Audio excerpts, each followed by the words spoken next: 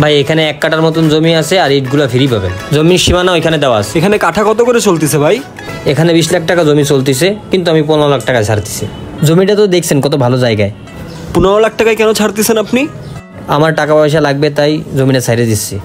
আর এই জমির পিছে কিন্তু অনেক মানুষ লাগে রয়েছে ভাই। যদি আপনি এই জমিটা নেন, পছন্দ হয়, তাহলে বায়না করে রাখতে হবে ভাই কিছু টাকা। কত বায়না করতে হবে ভাই? ওই বেশি টাকা বায়না করা লাগবে না, আপনি 1 লাখ টাকা দিয়ে রাখেন, আমি 2 মাস পর আপনার জমি দিয়ে দেবো। বায়না কেন ভাই? জমিটা পুরাই ছাইড়া দেন, আমি টাকাটা একবারে পেড করে দিচ্ছি। আসলে বায়না করতে বলতেছি কারণ আমার ওই বড় ভাই বিদেশ থেকে আসতেছে, ও আসলে একসাথে দলিল করে তারপরে আপনার হাতে তুলে দেবো। আচ্ছা ঠিক আছে, তাহলে চলেন, আমি আপনার 1 লাখ টাকা দিচ্ছি। ব্যাংক থেকে আপনাকে ড্রপ করে দিব নাকি হ্যান্ড ক্যাশ নেবেন?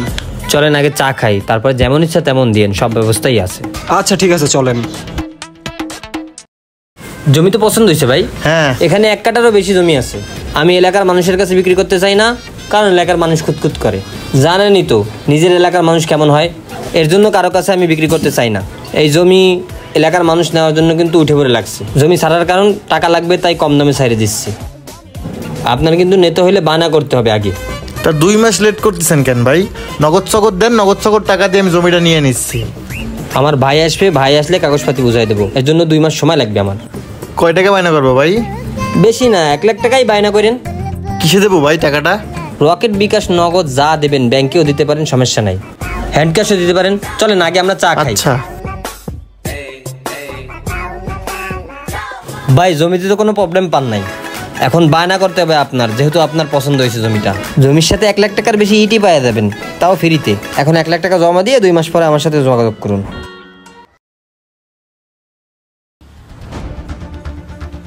সুলতান ভাই দাঁড়ান, আপনার কাছেই আমি যাচ্ছিলাম। ধুর মিয়া, 2 মাসের জায়গায় 3 মাস হয়ে গেছে। আপনারে বায়না দিছি 1 লাখ টাকা, আপনি খালি ঘুরাচ্ছেন আমারে। জমি কবে দেবেন? ভাই একটা সমস্যা হয়েছে, জমিটা তো বিক্রি করব না, টাকা যেটা লাগতো ও ম্যানেজ হয়ে গেছে। ভাই আপনি যেটা বায়না দিয়েছেন ওটা আপনাকে কালকে দিয়ে দেবেন। জমি বিক্রি করবেন না তো বায়না নিছিলেন কেন? আমি অন্য জায়গায়ও দেখতে পারতাম, শুধুমাত্র আপনার জন্যই দেখতে পারিনি। ভাই 2 মাসের জায়গায় 3 মাস হয়ে গেছে, আমি আর টাকা পয়সা ফেরত নেবো না। জমিটা আমার নামে রেজিস্ট্রেশন করে দেন। ভাই টাকা লাগবে বলেই তো জমিটা বিক্রি করতে চাইলাম, তাও 20 লাখের জায়গায় 15 লাখ টাকা। এখন টাকা পয়সা ম্যানেজ হয়ে গেছে, আমার জমিটা এখন কেন বিক্রি করবো বলেন? আর আপনি তো মাত্র 1 লাখ টাকা বায়না করছেন, ওটা আমি দিয়ে দেবানি। জমি এখন ভাই বিক্রি করতে পারবো না, সরি।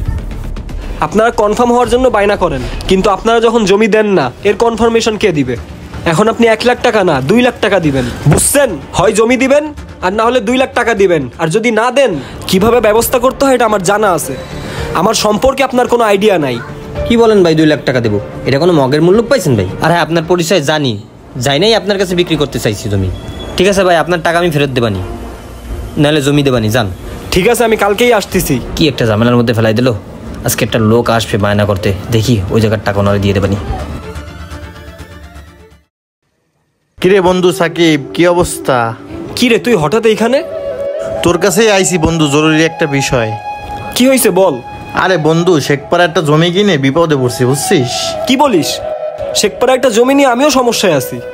কি বলিস তাই?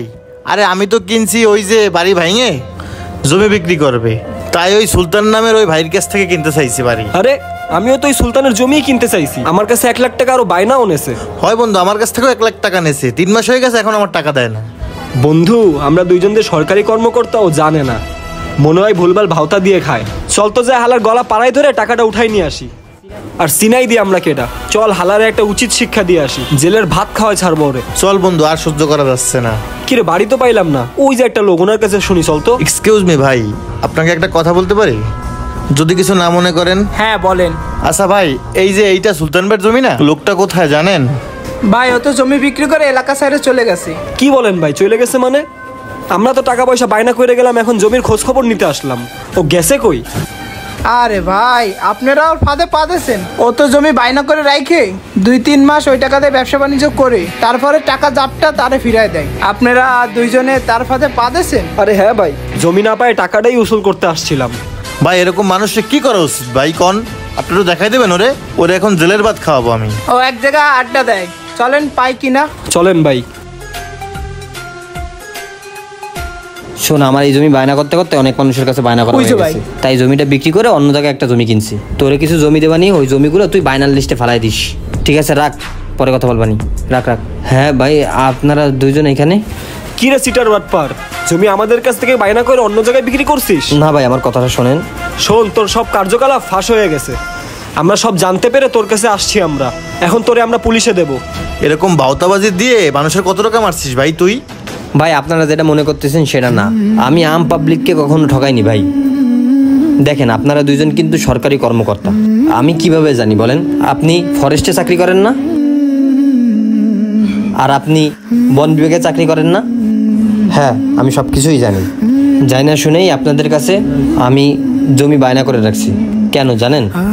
5 বছর আগে আমি সরকারি চাকরির জন্য অ্যাপ্লাই করছিলাম। অ্যাপ্রুভেল হওয়ার পর সেখানে ঘুষ দেওয়া লাগবে আপনার 12 লাখ টাকার মতো। আমার কাছে 12 লাখ টাকা ছিল না। আমার একটা জমি ছিল, জমিতে বাড়ি ছিল, দেখলেন তো ভাঙ্গা। ওই বাড়ি সহ কেউ কিনতে চাচ্ছিল না, তাই বাড়িটা ভাঙছি। জমিটা বিক্রি করবো তাই। আমার বিয়েও ঠিক হয়েছিল ভাই, আমার চাকরি হয়ে যাবে সেই ভেবে বাসা থেকে মেয়ে দেখছিল ভাই। কিন্তু যখন আমি চাকরিটা নিতে যাব, তখন ভাই 12 লাখ টাকা একজন 15 লাখ টাকা দেয়, আমার সেই জায়গাটা দিয়ে দেয়। কিন্তু ভাই, আমি নিয়ত করছি যখন সরকারি চাকরিটা পাইনি, সরকারি লোকদেরই আমি টার্গেট করছি। সেই সময়কার আমার চাকরিটা হারায় আর আমার বিয়েটাও ভেঙে যায়। আর আমার মা আমার এই বিপদ দেখে অনেক টেনশনে পড়ে যায়। তিনি এইসব মানতে না পেরে ইন্তেকাল করেন। এর জন্য এই রাগে, এই ক্ষোভে আমি কিন্তু এই লাইনটা ধরি। জমি বিক্রি করার কথা বলে সবার কাছ থেকে বায়না নেই। আম পাবলিক না ভাই, শুধুমাত্র সরকারি চাকরিজীবী। আমি টাকা বায়না নিয়ে ঠিকই আমি তাদের টাকা পৌঁছাই দিই। আপনাদের ব্যাংক অ্যাকাউন্ট দিন, ব্যাংকে পাঠাই দিচ্ছি। আমার টাকা দিতে সময় লাগবে না ভাই, আমার অনেক কয়টা বিজনেস। এই 5 বছরে আপনাদের চাকরি হারাইয়া আমি অনেক ব্যবসা খাড়া করাইতে পারছি এই সিস্টেম অনুযায়ী। আমি ভাই কারো টাকা মারি না। এই দেখেন, ইনিও কিন্তু বায়না নিয়েছিল আমার কাছ থেকে, কিন্তু ওনার টাকা আমি ওনারা ফেরত দিছি। উনিও কিন্তু একজন সরকারি কর্মকর্তা। জি ভাই, আমিও দিছিলাম, টাকা দিয়ে দিছিল। আমি ভাই সবার টাকা দিয়ে দিই। আপনাদের কাছ থেকে টাকা যদি নিই, আপনাদের 1, 2 লাখ 5 লাখ এটা দিতে কোনো সমস্যা হবে না। ঠিক আছে, আপনারা এমনি 1, 2 লাখ 5 লাখ ব্যাংকে জমা রাখতে পারেন। সেই ক্ষেত্রে আমার কাছে জমা রাখছেন, আমি একটু আগাইতে পারছি। সিস্টেম অনুযায়ী নিছি, তেমনি করে মনে করেন সিস্টেম অনুযায়ী নিয়ে আমার ব্যবসা ডেভেলপ করছি।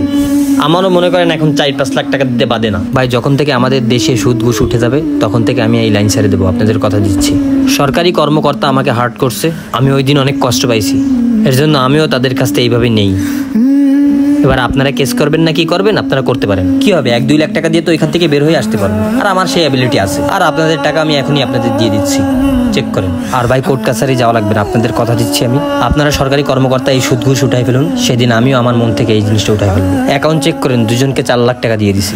আমাদের সমাজে কিছু সরকারি বেআইনি সিস্টেমের কারণে অনেক শিক্ষিত মানুষ এভাবে বেআইনি লাইন ধরে। এই ক্যারেক্টার দুটিতে সরকারি খাতে সুদ ঘুষ এবং এইভাবে বায়না নেওয়াটা দুইটাই বেআইনি। দেশের আইন মানা ফরজ, তাই আমাদের সরকারি চাকরির খাতে সুদ ঘুষ উঠায় ফেলানো আমাদের দায়িত্ব। ভিডিওটি ভালো লাগলে অবশ্যই সবার মাঝে পৌঁছায় দিবেন। ধন্যবাদ।